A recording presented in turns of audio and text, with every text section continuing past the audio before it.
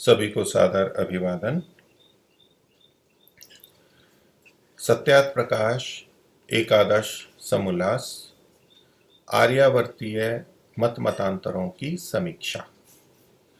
इस विषय में हम महर्षि दयानंद कृत ग्रंथ सत्यात प्रकाश के एकादश यानी 11वें समुल्लास को देख रहे हैं, इसे समझने का प्रयास कर रहे हैं। आज जहाँ से प्रारंभ होगा वो मेरी पुस्तक में पृष्ठ संख्या 400, सत्यात प्रकाश परोपकारिणी सभा अजमेर 39वां संस्करण।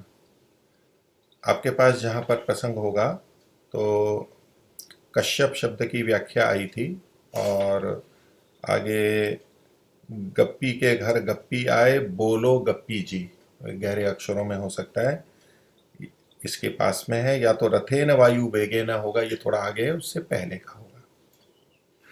तो प्रसंग यहाँ पर विभिन्न देवताओं का और ये इन सब का चल रहा था। सृष्टि की रचना कैसे हुई, इन पुराणों में अलग अलग बातें लिखी हुई हैं, सब अपना अपना करते थे। और वहाँ जो जैसी असंगत बातें लिखी हैं उनको महर्षि बता रहे हैं। तो उसमें इन्होंने हिरण्यकश्यप की जो चर्चा चल रही थी, वहाँ जो द्वारपाल थे उनको श्राप दिया, कुछ भूमि पे आ गए वैकुंठ में, इत्यादि इत्यादि। वैकुंठ की जो चर्चा थी, महर्षि ने कहा जहाँ ऐसा क्रोध आदि है, द्वेष है, तो वो वैकुंठ कैसा। तो और फिर भक्ति कहा कि आप भक्ति अगर विरोध वाली भक्ति करोगे तो तीसरे जन्म में वैकुंठ को वापस प्राप्त कर लोगे, और प्रेम वाली भक्ति करोगे तो 7वें जन्म में प्राप्त करोगे, इत्यादि जो बातें थी वो उसमें हुई। और जो शाप दिया था, तो महर्षि का कहना है कि ये तो इस सब चीज़ों को जानते नहीं है और ऐसे ही बहुत सारी गप्पें यहाँ पर मारने लगे, एक दूसरे के यहाँ जाके गप्पें मारते रहते हैं। तो इसमें आगे के लिए अब प्रारंभ करते हैं कि हिरण्यकश्यप जो था, अब रहा हिरण्यकशिपु, उसका लड़का जो प्रहलाद था, तो कथा प्रसिद्ध है और होली के साथ जोड़ के भी लोग बाग प्रचलित करना है। हिरण्यकश्यप का बेटे प्रहलाद, वह भक्त हुआ था, उसका पिता पढ़ने को भेजता था, पढ़ाई के लिए जैसे सभी भेजते हैं। तो तब वह अध्यापकों से कहता, मेरी पट्टी में राम राम लिख दो, और कुछ नहीं, बस राम राम बोलते होंगे तो बोले लिख दो, उसको यही सीखना है मेरे को। जब उसके बाप ने सुना, उसने कहा कि तू हमें हमारे शत्रु का भजन क्यों करता है, क्योंकि ये आपस में शत्रु ये मानते थे उनको, ये अपना, तो बोले हमारे शत्रु का भजन क्यों करता है। राम शत्रु थे। छोकरे ने ना माना, यानी लड़के ने, तब उसके बाप ने उसको बांध के पहाड़ से गिराया दंड देने के लिए। तुमको भी गुस्सा आ गया था और दंड देना चाहते थे। इसके अंदर ये जो विष्णु के अवतार हैं वो इनके वध करने वाले माने जाते हैं। तो राम भी विष्णु के अवतार थे, तो ये विरोधी माने जाते हैं। तो इसमें इनका प्रथम जो जन्म था हिरण्यकशिपु और हिरण्याक्ष का, इनका वध विष्णु ने किया था। और दूसरा रावण और कुंभकर्ण के रूप में था, तो भी वध राम ने किया, वो भी विष्णु के अवतार माने जाते हैं। और तीसरा शिशुपाल और दंतवक्त्र, शिशुपाल के भाई थे दंतवक्त्र, इनका वध श्री कृष्ण ने किया, ये भी विष्णु के अवतार माने जाते हैं। तो ये आप इनको विरोध के रूप में कह रहे हैं कि आप, यद्यपि ये तो बाद का है, लेकिन पहले के विष्णु मान करके कि ये आप इनका क्यों करते हो। तो जब उसके बाप ने सुना, उसने कहा कि भजन क्यों करते हो, वो नहीं माना, तो पहाड़ से गिरा दिया, बांध करके और पहाड़ से गिराया, कुएं में डाला, परंतु उसको कुछ नहीं हुआ, वो बचता रहा। इसको चमत्कार भी मानते हैं, देव की कृपा मानते हैं। तो तब उसने एक लोहे का खंभा आगी में तपा के और उससे बोला, आग से तपा दिया गरम गरम और सामने लगा दिया, और बोला कि जो तेरा इष्टदेव राम सच्चा हो, तो अब तक बचता रहा, तो सोचे कि भाई सच्चा इष्टदेव है वो बचा देता है, तो अगर सच्चा है हो तो तू इसको पकड़ने से न जलेगा। अब कई बार ऐसी बातें कर देते हैं, यद्यपि इसका कोई संबंध नहीं है, लेकिन दूसरे को करने के लिए, कि उनको पता है कि ये जलेगा ही यहाँ पर और मर जाएगा, मैं मारना चाहता हूँ, और ये भी सिद्ध हो जाएगा कि इनके इष्ट देव हैं वो सच्चे नहीं हैं, झूठे हैं। वो शत्रु का भी अपयश हो जाएगा और बेटे से भी छुटकारा मिल जाएगा, गुस्सा था बेटे से, मान नहीं रहा था इसलिए। तो ये सब चीज़ें लोक में और भी आज अपने अपने ढंग से अपनाते रहते हैं, इनके पिता ने भी अपनाई। तो प्रहलाद पकड़ने को चला आगे, क्योंकि उसे सिद्ध करना था। अब ये कह दिया, पिता ने कह दिया कि तू जलेगा नहीं अगर वो इष्ट देव सच्चा है। लेकिन प्रहलाद को तो ये नहीं, उसको सोचना चाहिए था कि ऐसे थोड़ा ना कोई सच्चाई का पता लगता है। लेकिन वो भी चल पड़ा, और मन में शंका भी हुई कि जलने से बचूंगा व नहीं बचूंगा। तो नारायण ने उस खंबे पर छोटी छोटी चींटियों की पंक्ति चलाई। तो ये चमत्कार हो गया उसको संकेत देने के लिए। तो चींटियां चला दी, तो उसका चींटियां नहीं जल रही हैं, इनको कुछ नहीं हो रहा है तो मेरे को भी नहीं होगा, संकेत दे दिया और वो आगे बढ़ गया। तो ये भी चमत्कार कहा जाता है। तो खंबे पर छोटी छोटी चींटियों की पंक्ति चलाई, तो उसको प्रहलाद को निश्चय हुआ, झट खंबे को जा पकड़ लिया, पकड़ा, वह फट गया, खंबा फट गया और उसमें से नृसिंह निकला।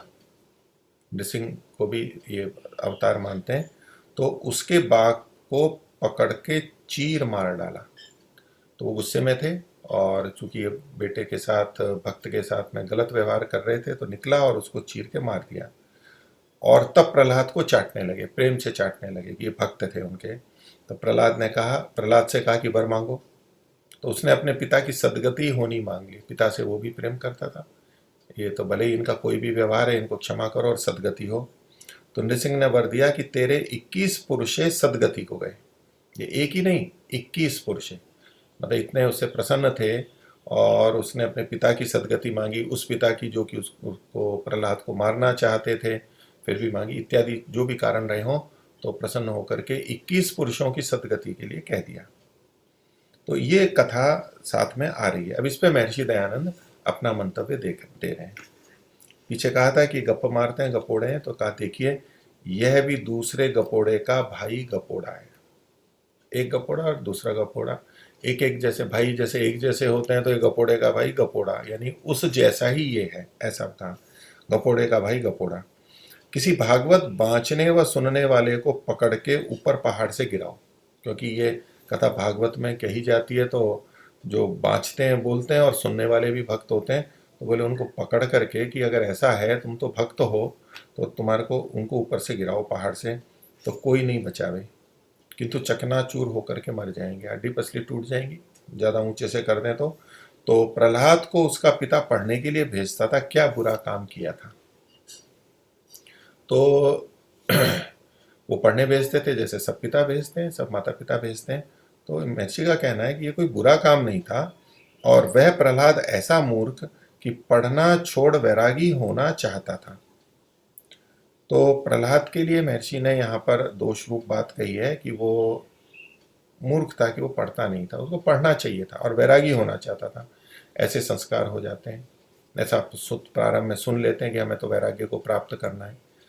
तो इसमें दो तरह की बातें आती हैं। एक तो है कि भक्त प्रहलाद था या प्रहलाद थे, भक्त थे प्रहलाद, तो भक्ति कर रहे थे तो भक्ति करने देनी चाहिए, क्योंकि भगवान की भक्ति तो सबसे अच्छी है, और पढ़ाई तो उससे नीचे का काम है। अगर कोई ऐसा संस्कारवान है और भगवान की भक्ति कर रहा है तो करते रहने देनी चाहिए।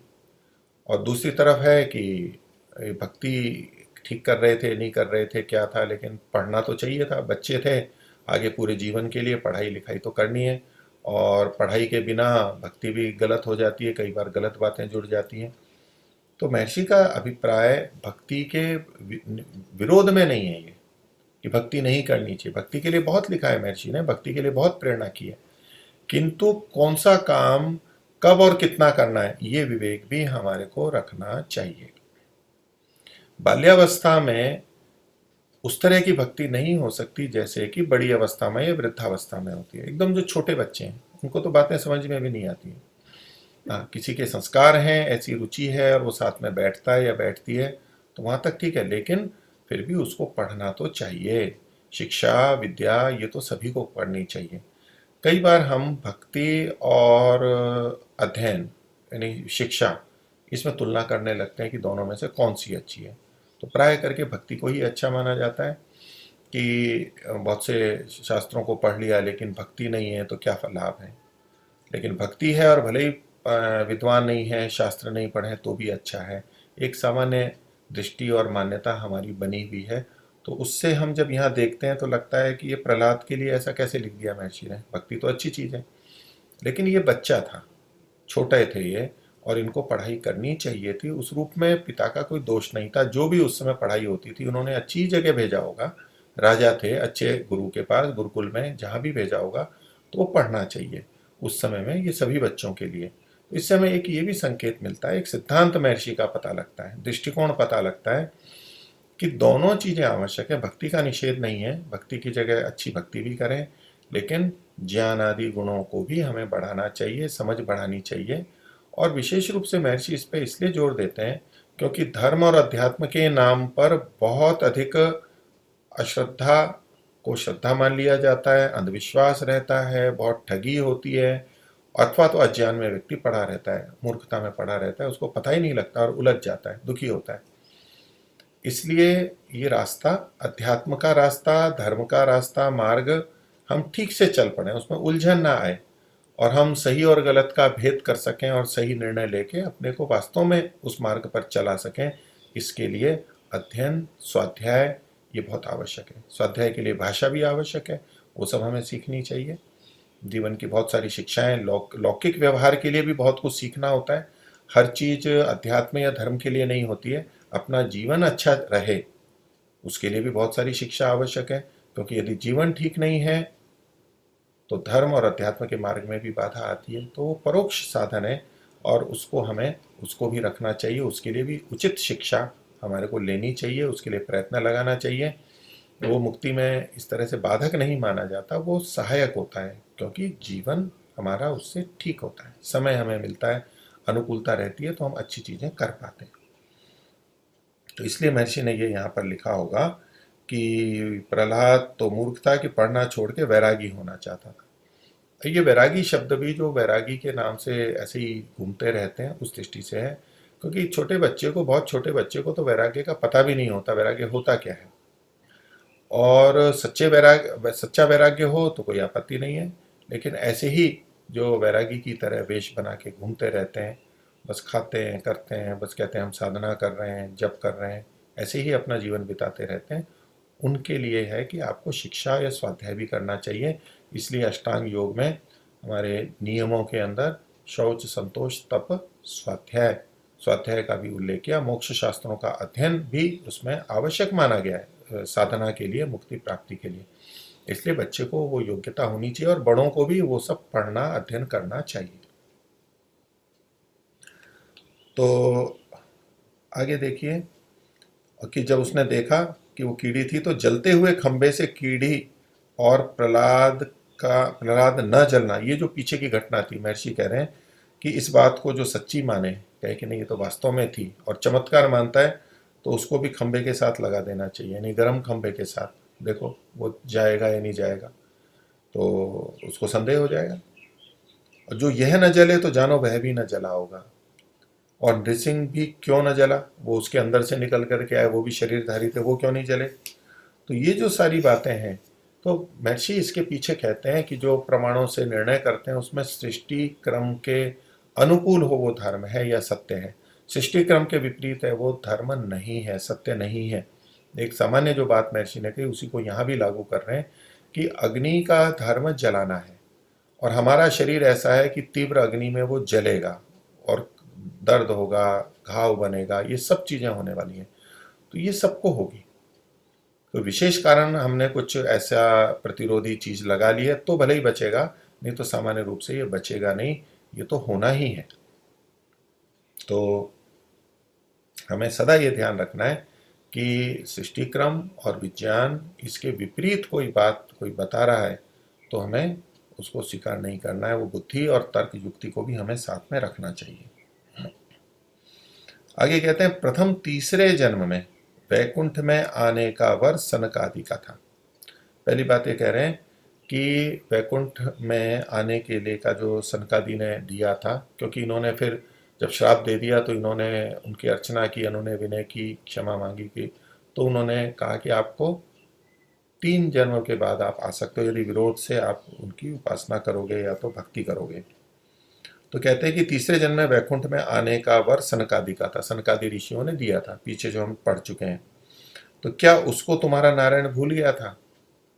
तो ये तो आगे की बातें भी हो गई। तो भागवत की रीति से वहां जो कथा मिलती है, तो ब्रह्मा, प्रजापति, कश्यप, हिरण्याक्ष और हिरण्यकश्यपु, ये चौथी पीढ़ी में होता है। तो अगर तीसरी पीढ़ी में ही जाना था तो ये तो वहां चला जाना चाहिए था। तो और आगे कहते हैं 21 पीढ़ी प्रहलाद की हुई ही नहीं, तो पुनः 21 पुरुषे सदगति को गए, कहना कितना प्रमाद है। तो प्रहलाद की जो पीढ़ियां हैं, ऐतिहासिक दृष्टि से महर्षि कह रहे हैं कि उनकी 21 पीढ़ियां हुई ही नहीं, तो फिर कैसे ये सदगति हो गई, ये कैसे कहेंगे? उन्होंने तो वर दे दिया कि 21 पुरुष सदगति को जाएंगे, तो 21 पीढ़ियां हुई ही नहीं।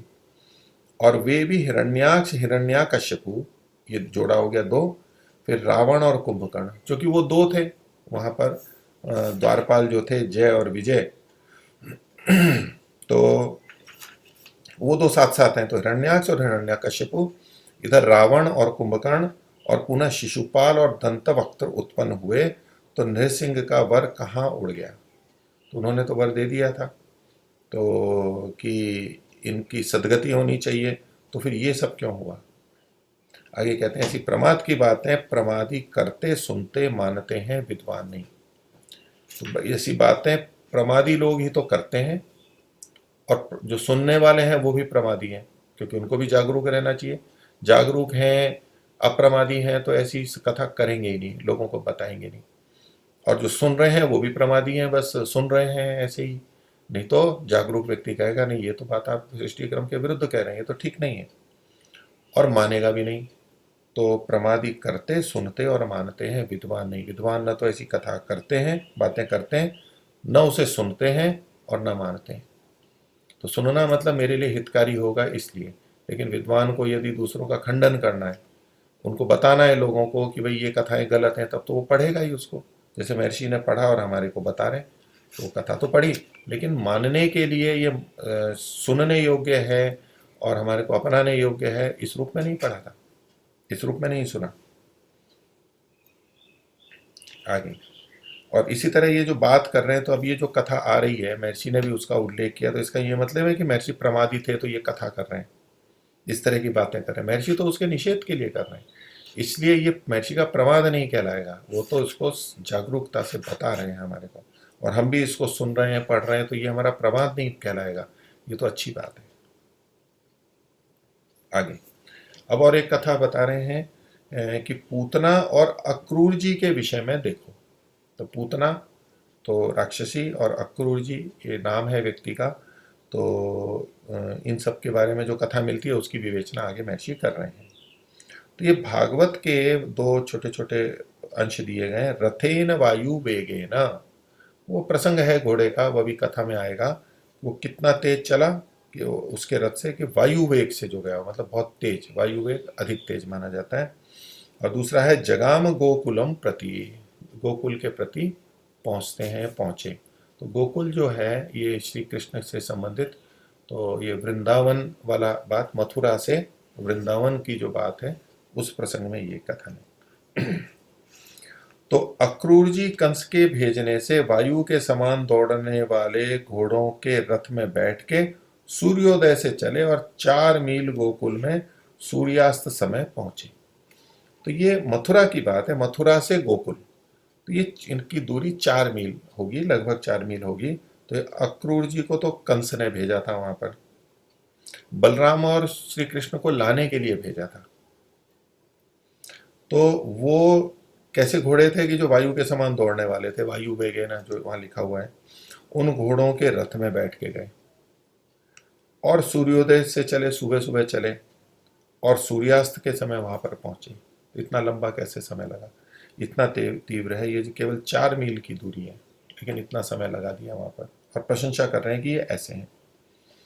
तो महर्षि इस पर टिप्पणी कर रहे हैं कि शायद, मतलब शायद घोड़े भागवत बनाने वाले की परिक्रमा करते रहे होंगे। जैसे घाणी का बैल होता है कोलू में, वहां घूमता रहता है, तो समय निकल जाएगा, बोले वो भागवत बनाने वाले की ही परिक्रमा में लगे होंगे, नहीं तो वहां पहुंचने में तो सुबह से शाम कैसे हो सकती है, सूर्योदय से सूर्यास्त तक। आगे कहते हैं वह मार्ग भूलकर भागवत बनाने वाले के घर में घोड़े हाँकने वाले और अक्रूर जी सो गए होंगे। तो भागवत वाले को तो पता है कि शाम तक पहुंचे, इसलिए उनको जोड़ के बोल रहे हैं। तो घोड़े को हाँकने वाला मतलब रथ को चलाने वाला जो है, और अक्रूर जी वहाँ जाके सो गए होंगे, नहीं तो इतनी देर नहीं लगती है।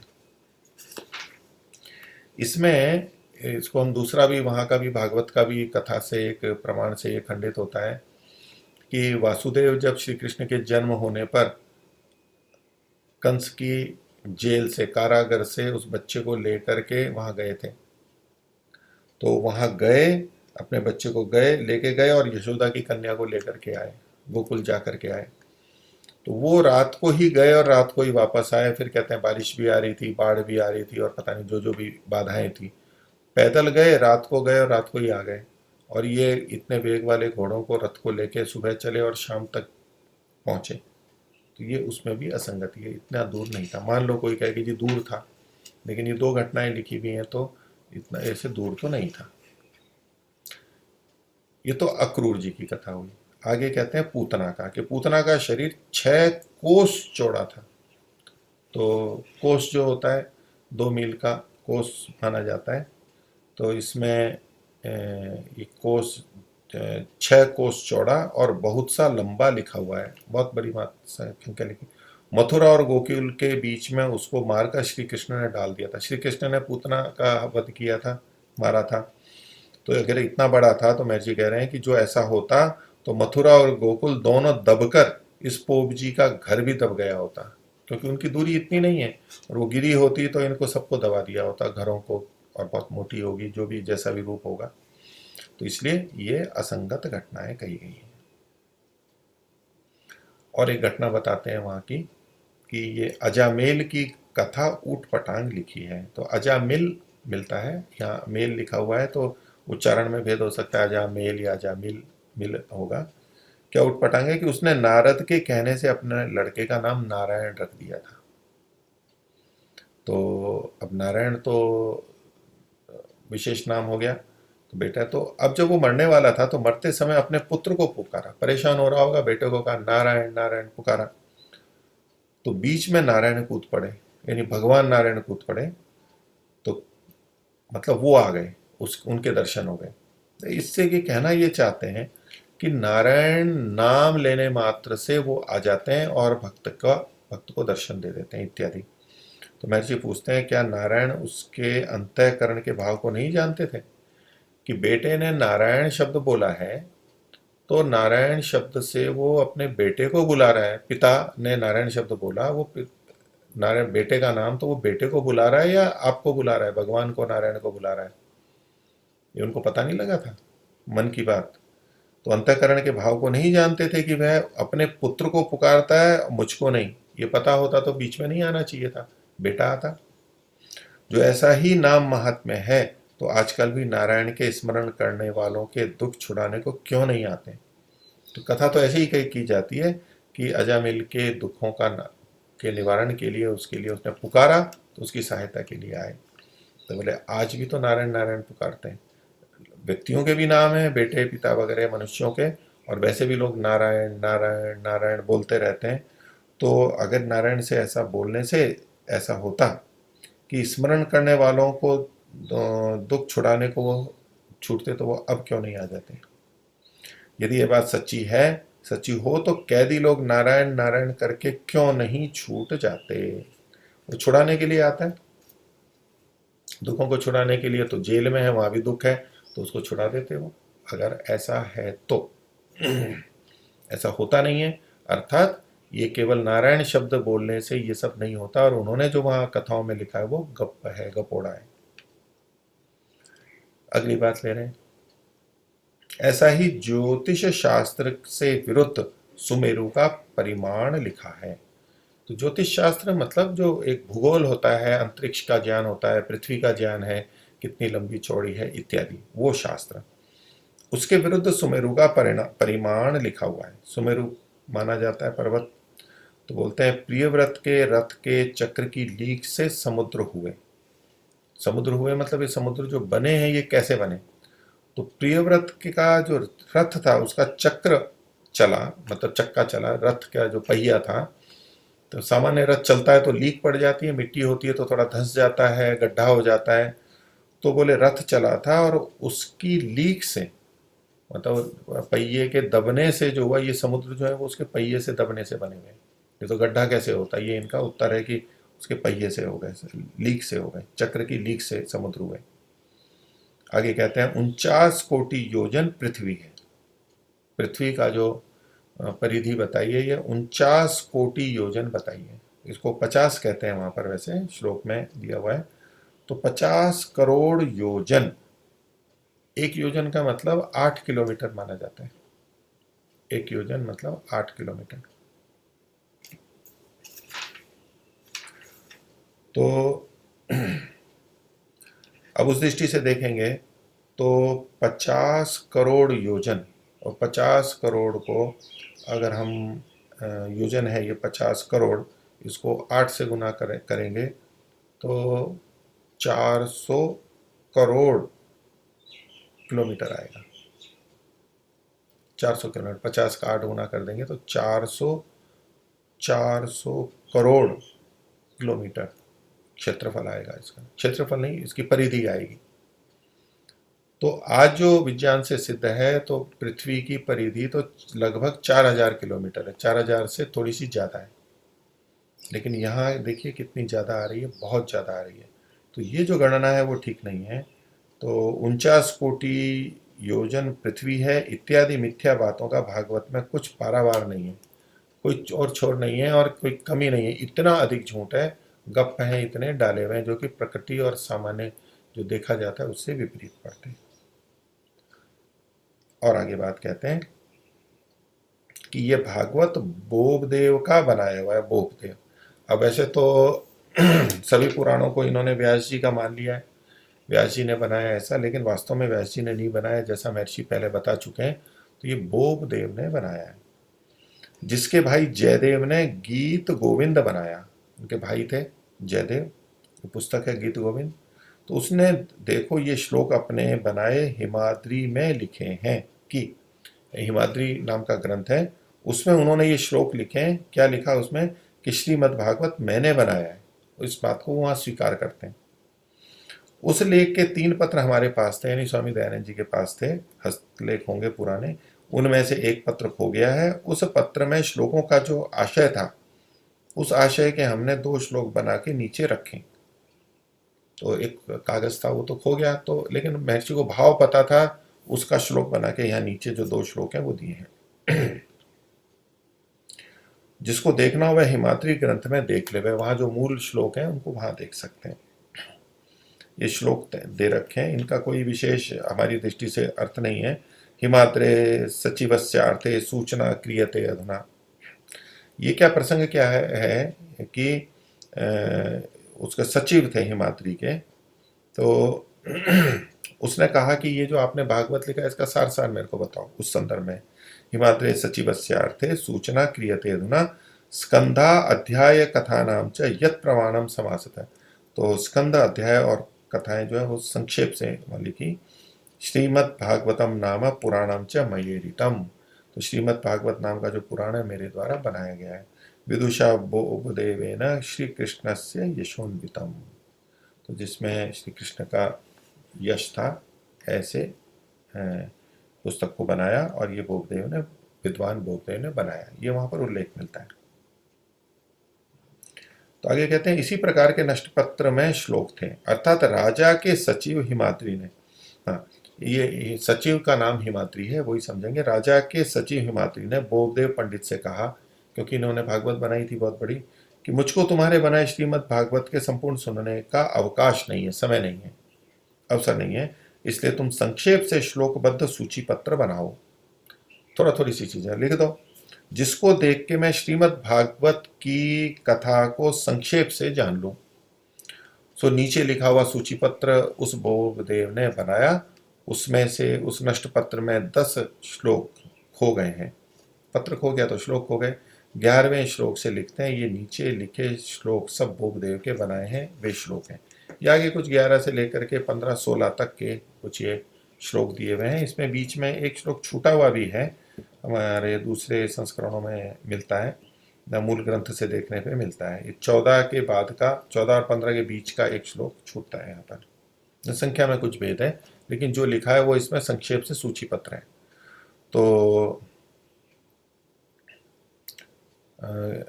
नीचे जो लिखे श्लोक जो हैं सब बोपदेव के बनाए वो श्लोक किए हैं। तो इसमें वहाँ जो जो प्रसंग आया है उनके विभिन्न चीज़ों का उल्लेख लिया है कि भाई शौनक की बात है, सूत की बात है, इत्यादि इत्यादि। भीष्म का नाम आया है, परीक्षित है, धृष्टार्थ है, कृष्ण है। इन सब के जो नाम आए हैं कि ये कुछ कुछ घटनाओं को लेते हुए संक्षेप से उनको बताने के लिए लिखा है। तो इत्यादि 12 स्कंदों का सूचीपत्र इसी प्रकार बोबदेव पंडित ने बनाकर हिमाद्री सचिव को दिया। तो ये जो था इसके अंत में लिखा है इति प्रथमः स्कंदः, ये प्रथम स्कंद का सूची पत्र बनाया। तो ऐसे ही 12 स्कंदों के अलग अलग सूची पत्र बना दिए। और महर्षि कहते हैं जो विस्तार देखना है तो वह बोबदेव के बनाए हिमाद्री ग्रंथ में देख लेवे। इसी प्रकार अन्य पुराणों की लीला भी 19, 20, 21 एक दूसरे से बढ़कर है। तो ये तो केवल संकेत के रूप में महर्षि ने यहाँ पर इनका दे दिया और कहा कि अन्य पुराण भी ऐसे ही हैं। तो 19, 20, 21 मतलब थोड़ा सा कोई कम और या थोड़ा सा कोई अधिक। 19, 20, 19, 20 हम बोलते हैं, 20, 21 बोलते हैं। 19, 20 नहीं, 20 ही नहीं, वो ये 21 है। ये तो किसी में थोड़ी ज़्यादा गप्पे हैं, किसी में थोड़ी कम गप्पे हैं, लेकिन लगभग समान हाल इन सब का है। आगे महर्षि श्री कृष्ण के बारे में बता रहे हैं, क्योंकि भागवत में श्री कृष्ण के बारे में जो कुछ कहा गया है महर्षि उससे सहमत नहीं है। महर्षि श्री कृष्ण एक महापुरुष थे और उनको उनका उचित स्थान, उनकी महत्व दिया जाना चाहिए। तो महर्षि आगे लिखते हैं, देखो श्री कृष्ण का इतिहास महाभारत में अत्युत्तम है। अर्थात महाभारत में जो कृष्ण का चरित्र है वो तो अच्छी तरह से है, और ये भागवत में फिर वहाँ पर उन्होंने भिन्न रूप में प्रस्तुत कर दिया है। तो महाभारत में अत्युत्तम है। उनका गुण, कर्म, स्वभाव, चरित्र आप्त पुरुषों के सदृश है। जो मान्य लोग होते हैं, जिन्होंने शुद्ध अच्छा ज्ञान प्राप्त कर लिया है और बहुत ही धार्मिक हैं, श्रेष्ठ हैं, बुद्धि बहुत अच्छी है और सत्य को जिन्होंने जाना है, ऐसे उच्च लोग वो आप्त कहलाते हैं। राग द्वेष जिनमें नहीं है, ऐसे लोग आप्त कहलाते हैं। तो महर्षि कह रहे हैं कि उनके जो गुण, कर्म, स्वभाव हैं, विभिन्न घटनाएं हैं जो मिलती हैं उससे पता लगता है, और उनका जो चरित्र है, अन्य जो व्यवहार हैं, वो आप्त पुरुषों के सदृश हैं। तो उनके जैसा है, वो लगते हैं कि जैसे ये आप्त पुरुष हो। उन्होंने जो सत्य का साथ दिया, युद्ध किया या युद्ध में सहयोगी रहे, सत्य को जिताने के लिए प्रयास किया, फिर विवाह था और संतान की उत्पत्ति के लिए किया, फिर साधना थी उनकी, वो सब के सब जो है ये आप्त पुरुषों के सदृश हैं। जिसमें कोई अधर्म का आचरण श्री कृष्ण ने जन्म से मरण पर्यंत बुरा काम किया हो, ऐसा नहीं लिखा है। अर्थात महाभारत की दृष्टि से कह रहे हैं कि महाभारत में जो उनका वर्णन किया गया है तो उसमें कोई बुरा काम किया हो ऐसा नहीं लिखा हुआ है। उनके काम अच्छे थे, प्रशंसनीय काम थे, तो उनका कोई ऐसा दोष नहीं था। विशेष रूप से वो जो भागवत आदि में लिखे हुए हैं, मैं श्री कृष्ण के कार्यों में, व्यवहारों में कई जने वहाँ भी प्रश्न उठाते हैं कि उन्होंने ऐसा क्यों किया, ऐसा क्यों किया। दोष भी दे देते हैं, उनको ऐसा नहीं करना चाहिए था। कहीं असत्य का कुछ प्रयोग कहते हैं, कई तो युद्ध के लिए उनको दोषी मानते हैं कि उनको युद्ध नहीं करवाना चाहिए था, वो युद्ध क्यों करवा रहे थे, इत्यादि इत्यादि। बहुत सारी चीज़ें श्री कृष्ण पे दोष के रूप में कही जाती हैं। लेकिन महर्षि कह रहे हैं कि उन्होंने जन्म से मरण पर्यंत बुरा काम किया हो ऐसा नहीं लिखा है। ये कुछ जो चर्चाओं के विषय हैं वो अलग रखे जा सकते हैं, लेकिन विशेष रूप से भागवत में जो ये इनकी बुराइयां की गई, जो अभी आगे बताई है महर्षि ने, ऐसा कोई वर्णन महाभारत में नहीं आता है। इतना तो हम मान ही सकते हैं, इतना तो हर कोई मान सकता है। किसी को ये बात पूरी तरह स्वीकार नहीं होती हो कि नहीं जी, श्री कृष्ण ने भी कुछ ना कुछ तो गलत किया ही है, देखो ये काम गलत किया, ये गलत किया, हमको ये नहीं करना चाहिए था, ये नहीं करना चाहिए था, इत्यादि इत्यादि। तो जैसे कि युद्ध आदि में भी कहीं कुछ नीतियां थी, और अश्वत्थामा के हत का था नरोवा कुंजरोवा, अश्वत्थामा हत नरोवा कुंजरोवा, अथवा ऐसी जो कुछ बातें हैं, तो जो कहते हैं कि भाई ये असत्य था तो श्री कृष्ण ने उसमें साथ दिया और उन्होंने योजना बनाई, तो ये तो गलत किया उन्होंने। तो कोई बुरा काम नहीं किया ऐसा महर्षि ने लिखा, ये बात नहीं संगत उनको स्वीकार होती। तो ऐसी कुछ बातें विचाराधीन है तो एक तरफ रखते हैं। लेकिन ये जो भागवत में आगे कहा है इस तरह का कुछ नहीं कहा है, तो ये दोष तो नहीं थे, इतना तो हम कह ही सकते हैं। क्या है? और भागवत में दूध दही मक्खन की चोरी करने वाला उनको कहा जाता है, माखन चोर नाम कहा जाता है। और कुब्जा दासी से समागम करने वाला व्यभिचारी, पर स्त्रियों से रासमंडल करने वाला, ये भी अत्यंत कामुक हो गया। क्रीड़ा आदि, रासमंडल क्रीड़ा आदि मिथ्या दोष श्री कृष्ण में लगाए हैं। तो ये दोष रूप में वहां तो कहे गए हैं, तो महर्षि कह रहे हैं कि तो दोष बता रहे हैं उनके उनके चरित्र का वर्णन कर रहे हैं, तो ये तो दोष बता रहे हैं और ये दोष मिथ्या है। श्री कृष्ण में वास्तव में ये दोष नहीं थे, वो तो एक महापुरुष थे, आप्त थे। आगे कहते हैं, इसको पढ़ पढ़ा सुन सुना के अन्य मत वाले श्री कृष्ण की बहुत सी निंदा करते हैं। अभी भागवत पे दोष दे रहे हैं कि इन्होंने तो ग्रंथ बना दिया अपने स्वार्थ के लिए, और एक तरफ श्री कृष्ण को बहुत मान सम्मान से भारत के अंदर आर्यावर्त में स्वीकार किया जाता है। अब जो विरोधी लोग हैं वो कहेंगे देखो ये भागवत में तो आपके श्री कृष्ण ऐसे ऐसे लिखे हुए, ये भी आप ही का ग्रंथ है ना, आप ही लोगों का, देखो क्या स्वरूप है। वो अपने श्री कृष्ण का गलत रूप थोड़ा ना बताएंगे, ये हम विधर्मियों के द्वारा बनाई हुई पुस्तक थोड़ा ना है, ये तो आप ही लोगों की बनाई हुई है। तो ये तो सच्चाई है उनकी, और ऐसा करके लोगों को भ्रमित करते हैं, बताते हैं। लोग भी बेचारे क्या करें कि भाई देखो हाँ भागवत में लिखा है, प्राचीन ग्रंथ है, संस्कृत का है, तो ये जो कहने वाले हैं ठीक ही कह रहे हैं, हमारे को तो बताया ही नहीं, तो श्री कृष्ण तो अच्छे व्यक्ति नहीं थे। तो उनको महापुरुष की छवि खराब करने के लिए ये सारी चीज़ें कोई भी काम में ले सकता है। तो इसको पढ़ पढ़ा सुन सुना के अन्य मत वाले श्री कृष्ण की बहुत सी निंदा करते हैं, आज भी करते हैं। और ऐसी बहुत सारे मुद्दे हैं कि इन लोगों ने, पोपों ने ऐसी ऐसी बातें वहाँ ग्रंथों में डाल दी हैं, अर्थ में करते समय डाल दी हैं कि आज उनका उत्तर देना मुश्किल हो जाता है। वो कहते हैं, दूसरे कहते हैं कि ये तो आप ही के ग्रंथों में तो लिखा हुआ है। तो प्रक्षेप है, गलत चीज़ें डाल दी, और उससे वैदिक धर्म की बहुत हानि होती है, इस पूरे आर्यावर्त की परंपरा की बहुत अधिक हानि होती है। महर्षि कहते हैं जो ये भागवत न होती तो श्री कृष्ण जी के सदृश महात्माओं की झूठी निंदा क्यों होती, कैसे करते कोई। और मान लो कोई समीक्षा करता है, थोड़ी बहुत करता है, वो होता है, लेकिन इस तरह की निंदा, ये इस तरह के वर्णन जो वहां दे रखे हैं, ऐसा तो नहीं होता, झूठी निंदा नहीं होती। आगे शिव पुराण में, अब शिव पुराण की एक बात को उठा रहे हैं। शिव पुराण में 12 ज्योतिर्लिंग लिखे हैं, 12 होते हैं, तो भारत में माने जाते हैं। अब भारत में और इधर क्षेत्र में आर्यावर्त में ये एक ज्योतिर्लिंग, ये दूसरा ज्योतिर्लिंग, ऐसे नाम आज भी चल रहे हैं। तो 12 ज्योतिर्लिंग लिखे हैं, उनकी कथा सर्वथा असंभव है। क्यों है? बोले नाम धरा है ज्योतिर्लिंग, तो लिंग तो वो एक रचना हो गई, और ज्योतिर्लिंग मतलब जिसमें प्रकाश होता है, ज्योति होती है, जैसे दीपक में होती है। तो ज्योतिर्लिंग और जिनमें प्रकाश का लेश भी नहीं है।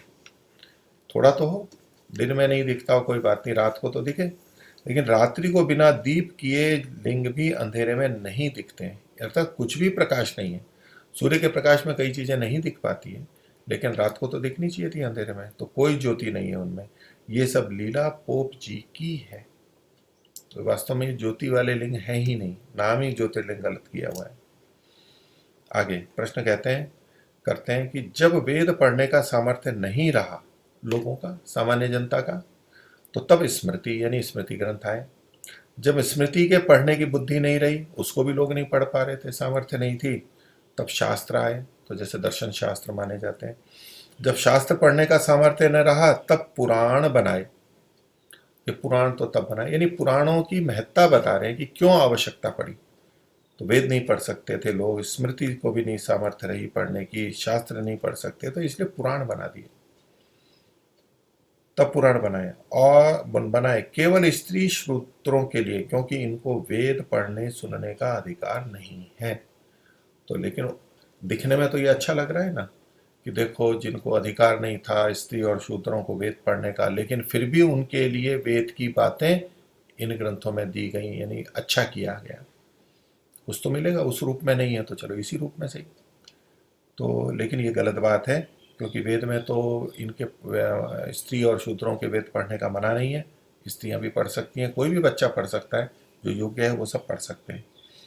और तो इनको कहते हैं, इनको वेद पढ़ने का सुनने का अधिकार नहीं है, ये बात गलत है। तो महर्षि उत्तर दे रहे हैं कि यह बात मिथ्या है, गलत है, क्योंकि सामर्थ्य पढ़ने पढ़ाने ही से होता है। जब ये कहते हैं कि स्त्री शूद्रों को इनका सामर्थ्य नहीं है, शास्त्र पढ़ने का वेद पढ़ने का सामर्थ्य नहीं रहा, स्मृति पढ़ने का सामर्थ्य नहीं रहा, और शास्त्र पढ़ने का सामर्थ्य नहीं रहा, तो पुराण बनाए। अब यूँ तो कोई कह देगा पुराण पढ़ने का भी सामर्थ्य नहीं रहा। तो महर्षि कहते हैं कि ये जो सामर्थ्य है ये तो पढ़ने पढ़ाने से होता है, ऐसे नहीं आता है सामर्थ्य। पढ़ते हैं तो सामर्थ्य बढ़ता है, समझ में आता है, फिर पढ़ाते हैं तो सामर्थ्य बढ़ता है।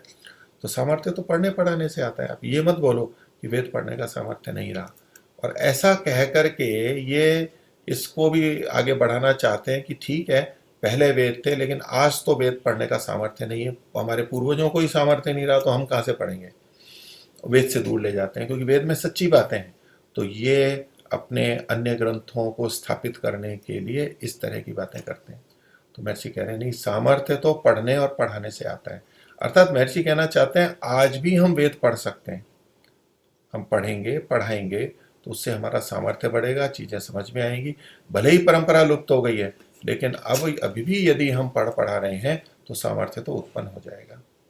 और महर्षि जैसे ऋषि ने, वहाँ महर्षि दयानंद ने वो बातें लिखी हैं, भाष्य किए हैं और हमारे लिए उपलब्ध कराए हैं। और अन्य भी हमारे अन्य शास्त्र आदि और दर्शन और व्याकरण आदि सब उपलब्ध हैं, उनसे भी हमें सहायता मिल सकती है। तो ऐसा नहीं कहें कि सामर्थ्य नहीं रही।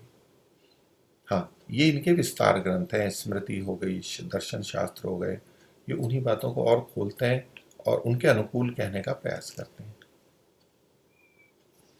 तो क्योंकि सामर्थ्य पढ़ने पढ़ाने ही से होता है और वेद पढ़ने सुनने का अधिकार सबको है, स्त्री शूद्रों को अधिकार नहीं है, ये बात गलत है आपकी। तो उसके लिए उदाहरण दे रहे हैं, देखो गार्गी आदि ऋषियों ने, तो बहुत सारी हमारी ऋषिकाएं हुई हैं, तो विदुषियाँ हुई हैं जिन्होंने वेद पढ़े, आज भी पढ़ रही हैं, गुरुकुलों में पढ़ती हैं। वैसे भी आर्य परिवारों में वेद का स्वाध्याय करने वाली करती हैं, अध्ययन करती हैं, आज भी गुरुकुलों में पढ़ती हैं। तो गार्गी आदि स्त्रियां और छांदोग्य में जान श्रुति शूद्र ने भी वेद रैक मुनि के पास पढ़ा था। तो छांदोग्य उपनिषद में ये जान श्रुति की कथा आती है और वो शूद्र थे लेकिन उन्होंने भी रैक्य मुनि के पास में पढ़ा, रैक्य मुनि से पढ़ा। अर्थात पढ़ सकते हैं, पढ़ने पढ़ाने से सामर्थ्य आती है, वेद भी पढ़े जा सकते हैं। तो स्त्री हो चाहे शूद्र हो, वे सब वेद को पढ़ सकते हैं, उनको वेद के पढ़ने का अधिकार है। आगे कहते हैं, और यजुर्वेद के 26वें अध्याय के दूसरे मंत्र में स्पष्ट लिखा है कि वेदों के पढ़ने सुनने का अधिकार मनुष्य मात्र को है। मनुष्य मात्र मतलब प्रत्येक मनुष्य को है। तो इससे हमारे को प्रमाणित होता है कि सभी को सभी पढ़ते हैं। यथे मां वाचम कल्याणी मां वदानी जनेभ्य ब्रह्मराजन्याभ्याम शूद्राय चार्याय, तो चारणाय च, सबके लिए लिखा है वहां पर, सब पढ़ सकते हैं। आगे कहते हैं कि जो ऐसे ऐसे मिथ्या ग्रंथ बना लोगों को सत्य ग्रंथों से विमुख रख जाल में फंसा अपने प्रयोजन को साधते हैं, वे महापापी क्यों नहीं होंगे। क्योंकि जो वेद से वंचित करता है, इतने बड़े आधार से, इतने बड़े ज्ञान के भंडार से किसी को वंचित करता है और उसके कारण से वो गलत बातों को पढ़ता है, सुनता है और गलत ही आचरण करता है, उसका जीवन व्यर्थ हो सकता है, व्यर्थ हो जाता है मनुष्य जीवन। तो ये महापापी क्यों नहीं है, बहुत बड़ा पाप है मनुष्य जाति को भटकाने का। तो ये बात हुई। अब आगे कहते हैं कि देखो ग्रहों का चक्र कैसा चलाया है कि जिसने विद्याहीन मनुष्यों को ग्रसित कर लिया है। एक ग्रह आदि का जो वो उसको आ जाते हैं, उसकी छाया आ जाती है, उसका दुष्प्रभाव आता है, बहुत सारी बातें प्रचलन में आ गई हैं और कैसा चक्र चला दिया है कि जो विद्याहीन मनुष्य थे, जो समझ नहीं सकते थे, उनको ग्रसित कर लिया है। अब यूं तो हम कहेंगे कि आजकल बहुत से लोग आधुनिक शिक्षा पढ़े हुए हैं, स्नातक स्नातकोत्तर पीएचडी आदि किए हुए हैं, शोध कार्य किए हुए हैं, बहुत बुद्धि है, वो भी इनमें फंसे हुए दिख जाते हैं हमारे को। तो विद्याहीन मनुष्यों को ग्रसित कर लिया है इन्होंने, ऐसा चक्र चलाया। तो उस दृष्टि से इस विषय में उनको ज्ञान नहीं, अन्य विषय में ज्ञान होगा। और कई बार जो बड़े बड़े लोग होते हैं उनको देख के कि देखो वो भी इसको मानते हैं, ये मानते हैं, तो दूसरे भी प्रभावित हो जाते हैं कि भाई फिर तो ठीक बात होगी, वो मानते हैं तो। लेकिन बहुत सी जगहों पर वो विद्या काम नहीं करती है, समझ काम नहीं करती और व्यक्ति भेड़ चाल में चलता चला जाता है।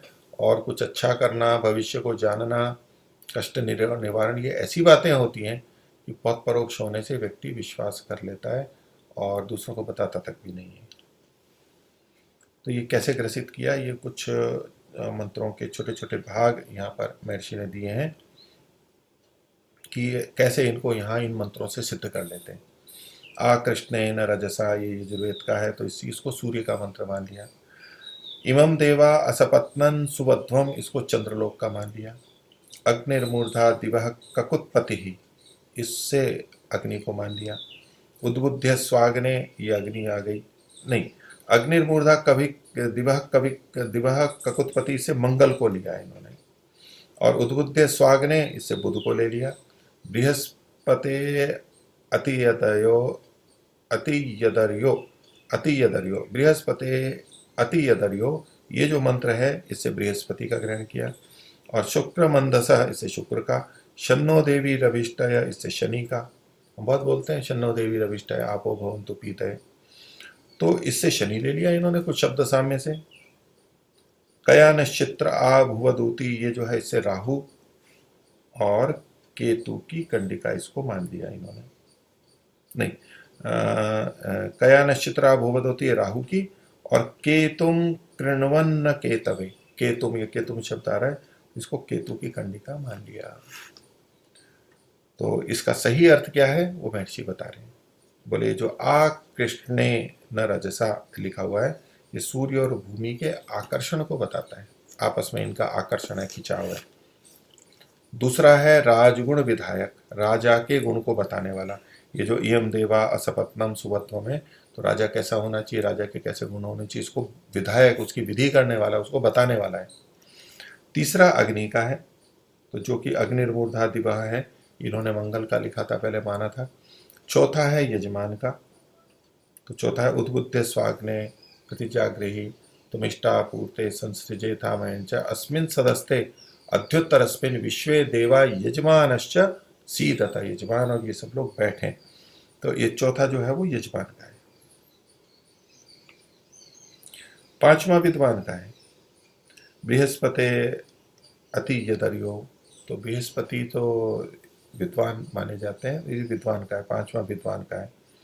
और छठा जो है वीर्य और अन्न का है, शुक्र बंधसः, तो शुक्र शब्द है इसलिए वीर्य आदि लिया, अन्न वीर्य, ये चीजों का। सातवां है शन्नो देवी रविष्टय, तो बोले सातवां जल, प्राण और परमेश्वर का है।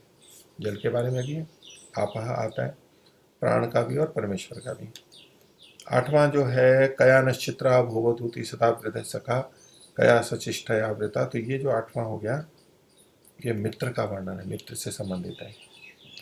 और नववां ज्ञान कारण के विधायक मंत्र है, ज्ञान ग्रहण के विधायक मंत्र है, कैसे ज्ञान का ग्रहण करना चाहिए। तो ये जो लिया इन्होंने नवा, के तुम कृण्वन न केतवे, इसके लिए कह रहे हैं कि ये ज्ञान ग्रहण के विधायक मंत्र हैं। तो ग्रहों के वाचक नहीं है, अर्थ न जानने से भ्रम जाल में पड़े हैं।